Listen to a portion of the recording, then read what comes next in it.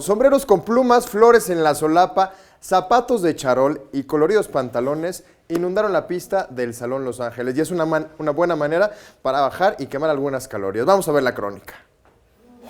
Son personajes que hemos visto en las películas, que hemos recordado por este gran estilo que los caracteriza. Ellos hacen maravillas con el mambo, swing y boogie. Ellos son los pachucos, y qué mejor que conocerlos en el gran famoso Salón Los Ángeles en la Ciudad de México. Movimientos con energía y otros pasos con estilo y romanticismo, acompañados de zapatos extravagantes y un vestuario que no debe de faltar. Los zapatos deben de ser coloridos, ¿no? La cadena, el pantalón debe de llegar hasta aquí de la costilla, los tirantes, la camisa, hay algunas veces con cuello de tiburón o esto cerrado con moño o corbata.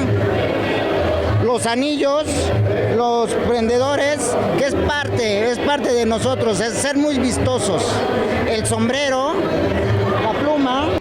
Aunque han pasado años y generaciones, este estilo de baile y de vida siempre estará vigente, porque ahora nuevas generaciones lo han adoptado con orgullo e incluso la alegría y su comportamiento que siempre será único. Decía que la música era para viejitos y mira, ahí anda bailando danzón. Creo que tenemos que ser alegres, no tenemos que elevarnos, no, yo soy el mero, no, creo que no. Un pachuco es elegante, respetuoso, conserva los buenos modales, que es el buen vestir y el buen bailar. Con un lenguaje irreverente, atuendo llamativo y elegantes movimientos, los pachucos de México siguen imponiendo una moda que hoy sigue vigente. Con imágenes de Alfredo Ponce, María José Valencia, 21 Noticias.